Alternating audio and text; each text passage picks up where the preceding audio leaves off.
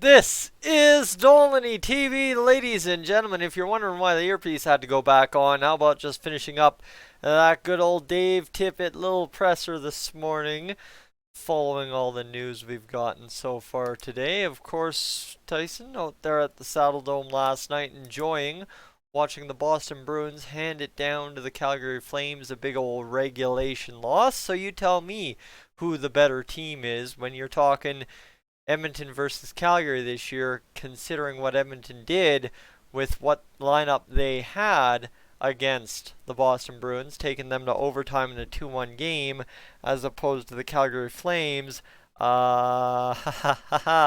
choking a 3-1 lead and losing 4-3 if memory serves correct. I know it's shady at best, and I'll be the first one to admit that, but we'll go with it and we'll find out. Now that said, our Oilers, not as great of a night either. They, you know what, lost 5-3. It was an empty netter by Jared Spurgeon to seal the deal for a hat trick, so that's actually playing down to be a 4-3 game. So whether you were in Calgary, whether you were in Edmonton last night, you watched a 4-3 final. Take away empty netters. Now that said, where does that leave us? That leaves us about 29 hours away from game time versus the LA Kings, and that means things are starting to be shuffled around a little bit all of a sudden again. And, you know, the rumors might be true that Connor McDavid's coming back tomorrow night. Dave Tippett highly hinting at it in that press conference I was talking about. That I was just listening to. So with that in mind, what has happened this afternoon, about 53 minutes ago, late getting to it, but if you're at the Cold Lake Ice game tonight at Imperial Place in Cold Lake, or if you watch Cold Lake Ice TV a little bit later on today, you will see why, as the Oilers have assigned forward Colby Cave and defenseman Evan Bouchard to the Condors while I was busy taking care of something on that side of Tyson Dolany's life. That said, okay, you heard the names. Colby Cave, Evan Bouchard. Oh, a lot of people going to be very shocked to say Evan Bouchard didn't play a game in this call-up. That was the whole intention. Evan Bouchard was just there as a warm body. Now that's why, if you were wondering why I was so opposed to bringing up Bouchard the other night, right, when we were talking about Clefbaum being out 2 to 3 weeks, who do we call up? Pearson, Lowe, Day. Those three were much better options than calling up Evan Bouchard and having him in the NHL. But that said, technically speaking, I should remind myself that we need to go over to the Bakersfield Condors website and just check that old schedule that Tyson hasn't checked in a while.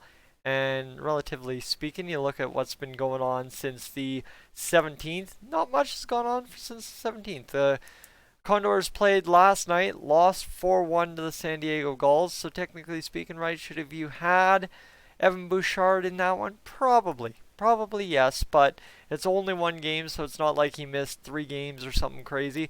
And he might be back, according to a couple of the sources down there in Bakersfield. He might be back in time to play tonight against, who are they playing? They're playing the Colorado Eagles, and same thing with Colby Cave. So what we got to do is break down some of the information we have on Colby Cave, who was recalled in time for the game against Chicago on February 11th. So Colby Cave spent 3 different stints this year.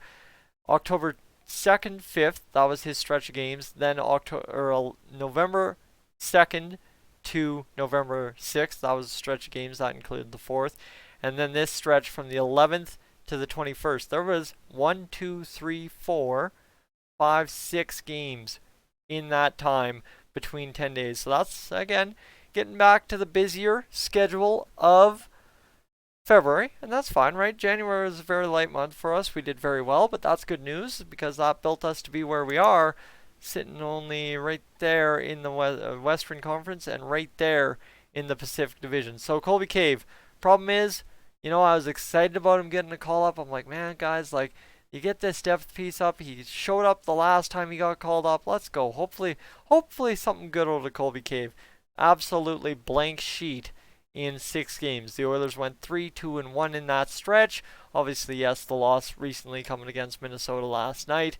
Colby Cave, really that fantastic? Not really. Like, I'll give you his ice times starting at the 11th. 10 minutes, 26 seconds. 9 minutes, 12 seconds. 8 minutes, 33 seconds. 10 minutes 47 seconds against Carolina, 4 minutes 23 seconds against Boston, that OT loss. Yeah, we're talking not even 5 minutes of a 60-minute game plus for Colby Cave in that one. And then against Minnesota, 8 minutes and 25 seconds, right? And we'll talk stats on here. Face-offs, he took maximum of 7 per game, minimum of 3 per game.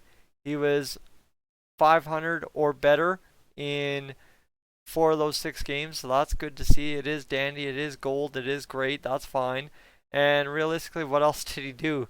He had 3 block shots in the time he was up here, and he had 5 hits.